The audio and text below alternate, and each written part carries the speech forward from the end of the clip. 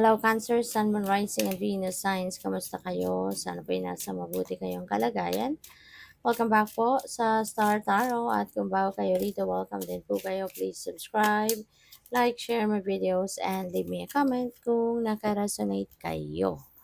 So, Cancer, we have inner worlds. Your external world is a reflection of your inner world. So, paalala lang ito sa iyo. This is a reminder para sa iyo, no? Na kung ano yung nakikita ninyo sa outside world ninyo, that is the reflection, no, of what you have deep within you. Kung ano yung nagmamanifest, no, sa panlabas, sa ano ninyo, sa panlabas na sitwasyon. Ibig sabihin, paminsan, no, yun ang naging laman ng isip mo. Yun ang in-envision mo. So we have freedom, follow your heart, and nurture your soul with love and freedom to grow. So yun, sundin mo daw ang inyong puso, diba? Nurture your soul, diba? Malaya ka na gawin ang mga bagay na gusto mong gawin. Kaya anuhin mo, gawin mo kung ano makakapagpasaya sa'yo.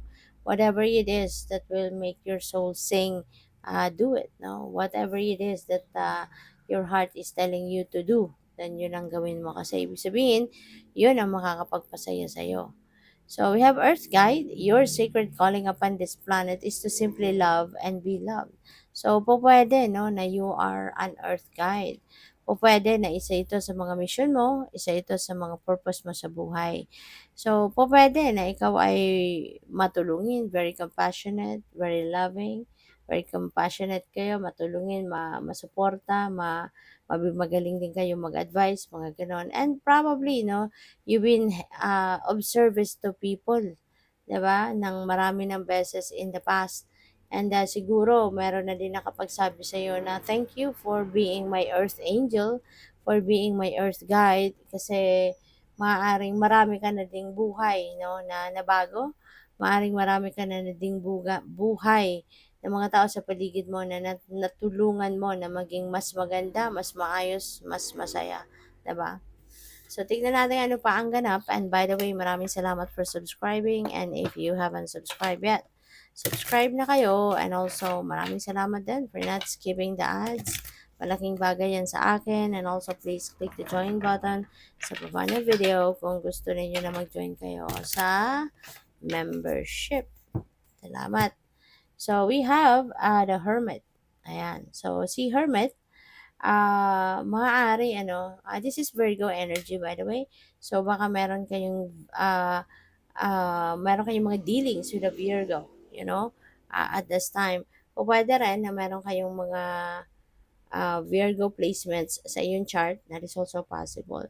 So for some of you, Cancer, this is a message para sa iyo na you can take advice, no, from someone wiser, 'di ba?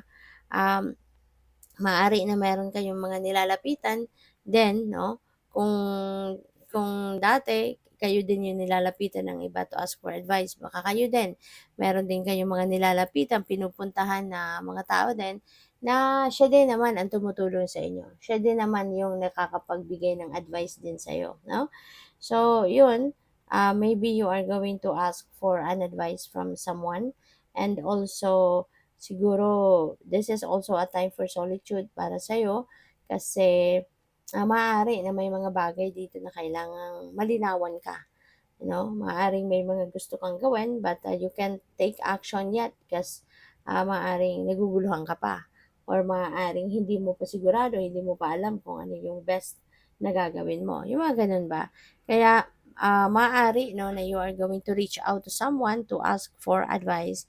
Maybe you are going to reach out to someone to, you know, magkonsulta, you know, para malaman mo kung ano yung pwede mong gawin na, you know, baka ibang perspective naman, 'di ba? Ibang point of view. Kaya 'yun. And also pahinga ka, no? Maybe this is the time na kailangan mo din na magpahinga, kailangan mo na mag-solitude so that you can rest your body, you can rest your mind as well, no?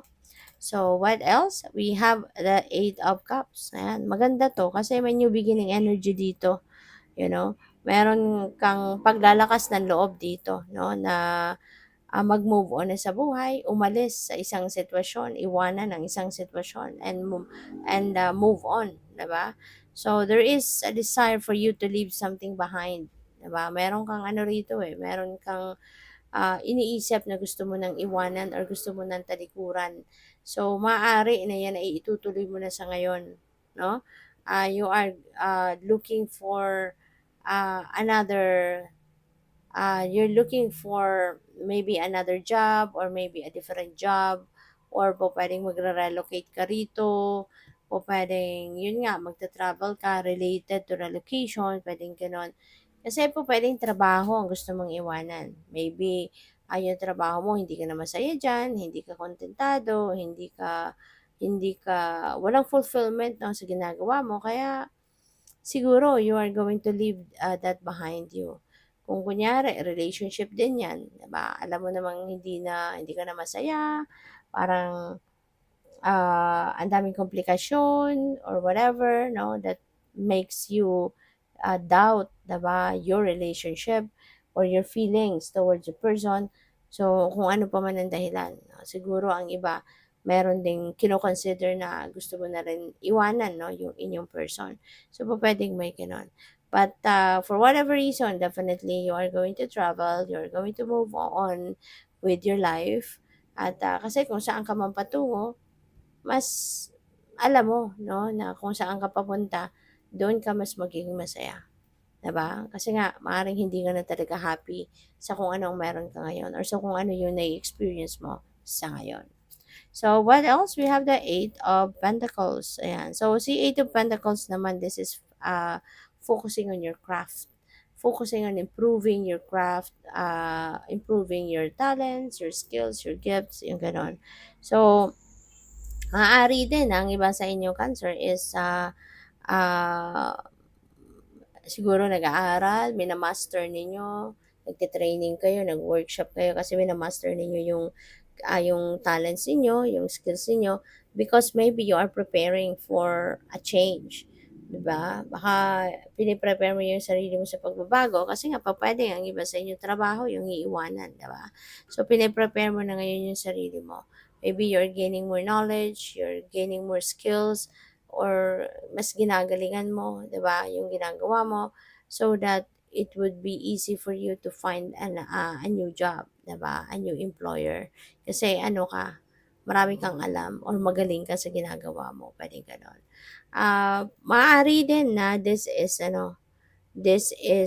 ginagawa mo 'to kasi, for some of you na masaya naman sa trabaho, baka ginagawa mo lang ito, nagte-training ka pa, ginagalingan mo pa, um, sinisikap mo pa na maging kumbaga ma-master mo yung ginagawa mo para lagi kang merong magandang iaalay kumbaga sa ginagawa mo sa trabaho mo, 'no, parang gano'n. So, good luck. Thank you for watching. Love and light. Namaste.